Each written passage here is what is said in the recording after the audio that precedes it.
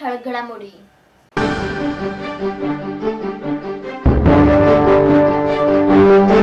ठाण्याच्या साकेत रोड परिसरात खचलेल्या पदपथाच्या खड्ड्यात पडून महिलेचा मृत्यू। ठाण्यात संकरा रुग्णालयाचा मार्ग अखेर मोकळा। सूरज परमार आत्महत्ये प्रकरणातील 4 नगरसेवकांच्या निलंबनासाठी पालिका व राज्य सरकारचे प्रयत्न सुरू। पालकमंत्री एकनाथ शिंदे यांच्या वाढदिवसानिमित्त नगरसेवक हिराकांत फरडे यांच्या वतीने मोफत आरोग्य शिबिराचे आयोजन। बॉलिवूडच्या गीतांनी घोडबंदर येथील महाराष्ट्र महोत्सवाची सांगता।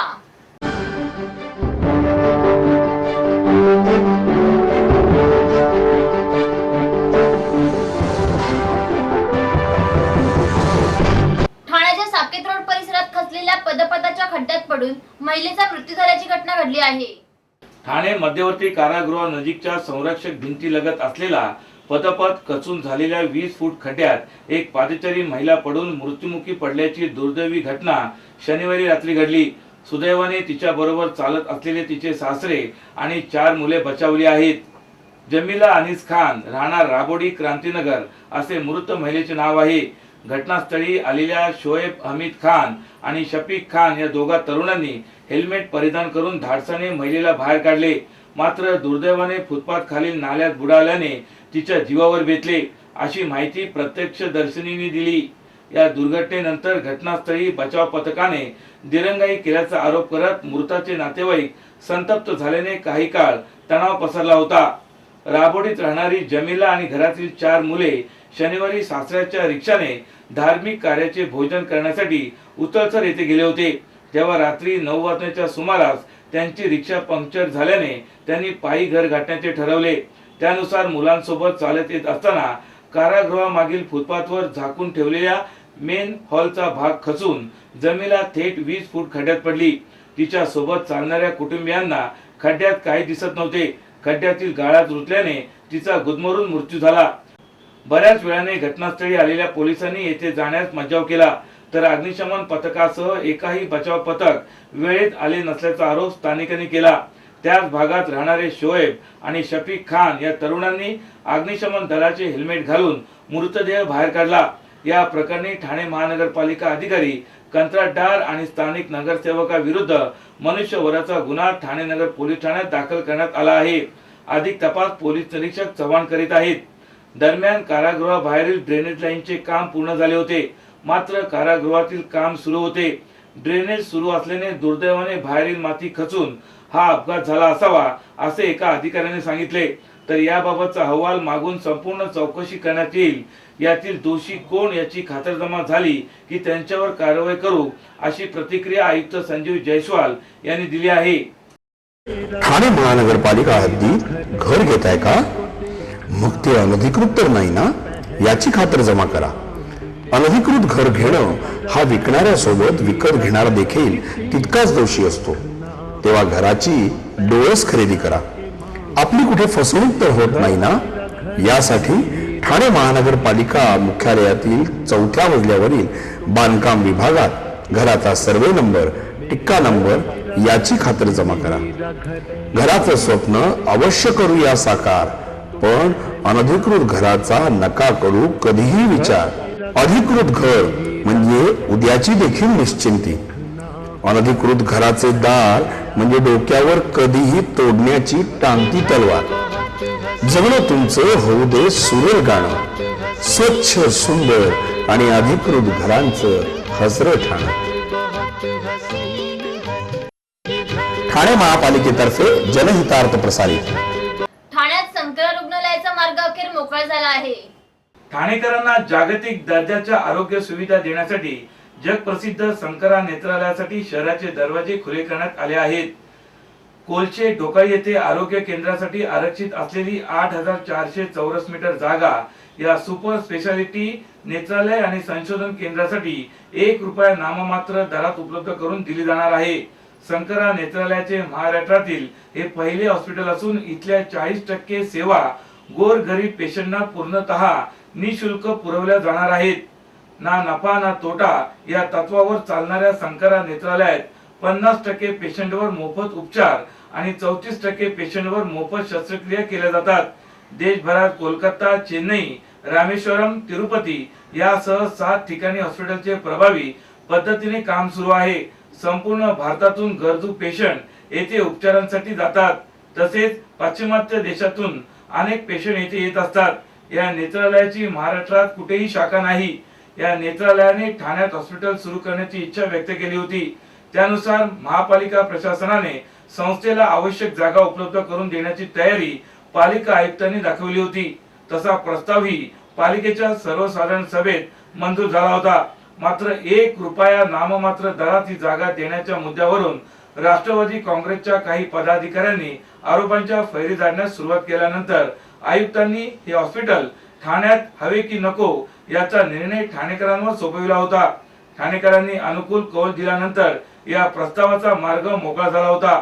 त्यानंतर शुक्रवारी शंकरा नेत्रालय संस्थेचे व्यवस्थापकीय संचालक पद्मभूषण डॉक्टर बद्रीनाथ आणि आयुक्त संजीव जयस्वाल यांनी हॉस्पिटल स्थापनेस परवानगी देणाऱ्या सामंजस्य करारावर स्वाक्षरी केली. महापौर संजय मोरे, स्थायी समिती सभापती नरेश मस्के, अतिरिक्त आयुक्त सुनील चव्हाण, सहसंचालक नगर रचना प्रदीप गोहिल, श्रीमती बद्रीनाथ, पद्मश्री डॉक्टर नटराजन आदी मान्यवर या प्रसंगी उपस्थित होते. हा भूखंड दिल्यानंतर हॉस्पिटलच्या 40% शस्त्रक्रिया आणि उपचार मोफत केले जाणार आहेत. पालिकेतील डॉक्टर आणि नर्सेसना तिथे प्रशिक्षणाची सोय उपलब्ध करून दिली जाणार आहे. तसेच तृतीय आणि चतुर्थ श्रेणी पालिका कर्मचाऱ्यांना मोफत सुविधा देण्याबाबतच्या अटी करारात आहेत. या हॉस्पिटलमुळे ठाणे शहराच्या नावलौकिकात भर पडून नेत्र रुग्णालयाच्या उपचारांची मोठी सोय शहरात उपलब्ध होणार आहे. Family planning association of India यांच्या माफक दरात दिल्या जाणाऱ्या सेवा, किशोरवयीन मुला-मुलींसाठी समुपदेशन, सुरक्षित गर्भपात व कुटुंब नियोजन पद्धती, पुरुष प्रजनन स्वास्थ्य समस्या व निदान, गर्भाशय मुख कर्करोग तपासणी या सेवा मिळण्याचे ठिकाण कुटुंब नियोजन आदर्श केंद्र, गौतम चेंबर्स, 2रा मजला, म्युनिसिपल शाळा क्रमांक 13 जवळ, पोखरण रोड नंबर 1, खोपट, ठाणे पश्चिम. दूरध्वनी 25472117. सूरज परमार आत्महत्ये प्रकरणातील 4 नगरसेवकांच्या निलंबनासाठी पालिका व राज्य सरकारने प्रयत्न सुरू केले आहेत. सूरज परमार यांच्या आत्महत्ये प्रकरणी गुन्हे दाखल झालेल्या 4 नगरसेवकांना जामीन मिळाल्यानंतर ते पुन्हा पालिकेच्या सभागृहात दाखल होऊ नयेत यासाठी त्यांना निलंबित करण्याचे प्रयत्न सुरू आहेत. प्रचलित नियमावलीनुसार त्यांचे थेट निलंबन शक्य नाही. त्यामुळे कायदेशीर प्रक्रियेचा आधार घेत आणि चोहोबाजूंनी कोंडी करत या नगरसेवकांना कसे निलंबित करता येईल यावर राज्य सरकार, पालिका आणि पोलिसांमध्ये कत्याकूट सुरू असल्याची माहिती हाती आली आहे. सूरज परमार यांनी आत्महत्येपूर्वी लिहिलेल्या चिठ्ठीत ठाणे महापालिकेतील नगरसेवक विक्रांत चव्हाण, सुधाकर चव्हाण, नजीब मुल्ला, हनुमंत जगदाळे या 4 नगरसेवकांनी त्रास दिल्याचा उल्लेख आहे. त्यामुळे या 4ही नगरसेवकांवर आत्महत्येस प्रवृत्त केल्याप्रकरणी गुन्हा दाखल झाला असून गेल्या 2 महिन्यापासून ते अटकेत आहेत. त्यांच्या विरोधात नुकतेच आरोपपत्र दाखल झाल्यामुळे जामीन मिळण्याचा मार्ग किलकिला झाला आहे. मात्र जामीन मिळाल्यानंतर हे नगरसेवक पुन्हा सभागृहात दाखल होऊ नयेत यासाठी त्यांचे निलंबन करण्याची प्रक्रिया सुरू झाली आहे. निलंबनाबाबत महाराष्ट्र अधिनियमन 2008 मध्ये क्रमांक 3 आणि 4 ही कलमे होती. त्यात आता सुधारणा करून कलम 13 चा समावेश करण्यात आला आहे. त्यानुसार जो सदस्य कर्तव्य बजावत असताना कोणत्याही गैरवर्तणुकीबद्दल दोषी ठरला असेल त्याला राज्य सरकार स्वतःहून किंवा पालिकेच्या शिफारसीवरून पदावरून दूर करू शकते. मात्र हे 4ही नगरसेवक तुर्तास आरोपी असून त्यांचा दोष सिद्ध झालेला नाही. त्यामुळे त्यांच्यावर निलंबनाची कारवाई होऊ शकते का असा प्रश्न उपस्थित झाला आहे. तसेच पोटकलमात सभागृहातील 2/3 नगरसेवकांनी ठराव केल्यास सरकार निलंबनाची कारवाई करू शकते. तसा ठराव होण्याची शक्यता नाही किंवा ज्या नगरसेवकांवर कारवाई करायची आहे त्याला आपली बाजू मांडण्याची वाजवी संधी द्यावी. तसेच पालिकेला अशी कारवाई करण्यासाठी 1 महिन्याचा कालावधी दिल्याखेरीज राज्य सरकार स्वतःहून पालिका सदस्याला दूर करण्याचा आदेश काढू शकत नाही असेही या कलमात स्पष्ट करण्यात आले आहे. त्यामुळे राज्य सरकार थेट निलंबनाचे आदेश काढू शकेल का असाही प्रश्न उपस्थित झाला आहे. स्वप्नील जोशी, तरुण, सुपरहिट, विश्वासार्ह आणि सगळ्यात वेगानं वाढणारा brand. Ready ready ready. TJSP, तरुण, फायनान्शियली स्ट्रॉंग, तुमचा विश्वास जपणारी आणि सगळ्यात वेगानं वाढणारी सहकारी बँक. ब्रँड म्हणजे स्वप्नील जोशी. आणि बँक म्हणजे TJSP.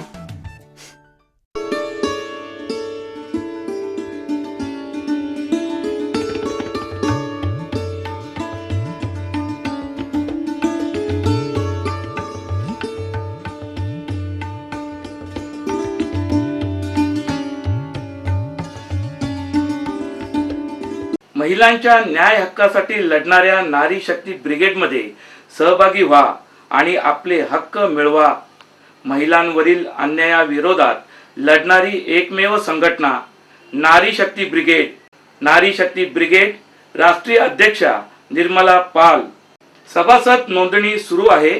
संपर्क 9321712916. पालकमंत्री एकनाथ शिंदे यांच्या वाढदिवसानिमित्त नगरसेवक हिराकांत फर्डे यांच्या वतीने आरोग्य शिबिराचे आयोजन करण्यात आले होते. जिल्ह्याचे पालकमंत्री एकनाथ शिंदे यांच्या वाढदिवसानिमित्त ओपन हाऊस येथील शिवसेनेचे स्थानिक नगरसेवक व नौपाडा प्रभाग समिती अध्यक्ष हिराकांत फर्डे यांच्या वतीने परिसरातील नागरिकांसाठी मोफत आरोग्य शिबिराचे आयोजन आराधना सिनेमा समोर करण्यात आले होते. यावेळी नेत्र तपासणी, रक्त तपासणी, ब्लड प्रेशर तसेच तज्ञ डॉक्टरांमार्फत इतर व्याधींवर डॉक्टरांनी तपासणी करून त्यांना योग्य औषधे दिली.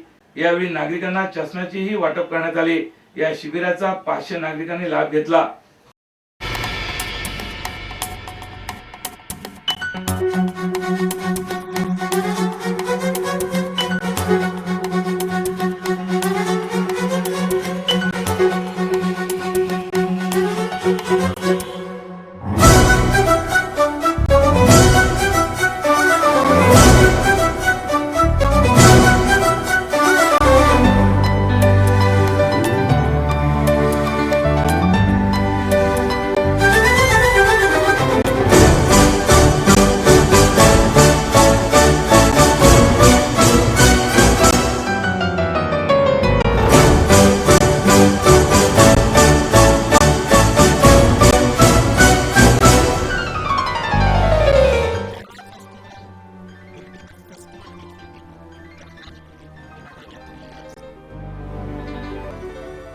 बॉलिवूडच्या गीतांनी घोडबंदर येथील महाराष्ट्र महोत्सवाची सांगता झाली आहे.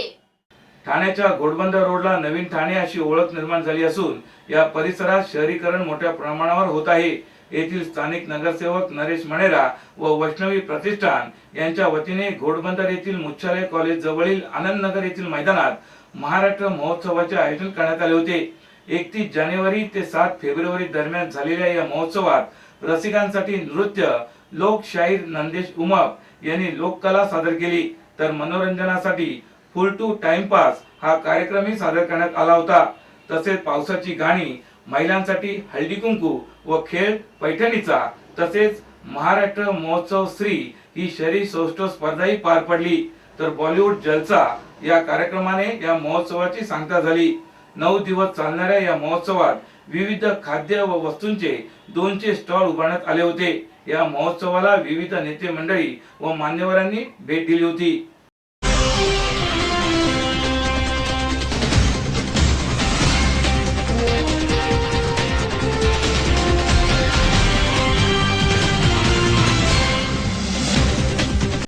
तर या होत्या काही ठळक घडामोडी. उद्या पुन्हा भेटू याच वेळी याच ठिकाणी. ठाणे दर्पण वृत्तवाहिनीचे प्रसारण ठाणे शहराबरोबरच ठाणे जिल्ह्यातही होत असते. तरी आपल्या काही समस्या व सूचना असल्यास आमच्या पत्त्यावर संपर्क साधा. आमचा पत्ता पुढील प्रमाणे.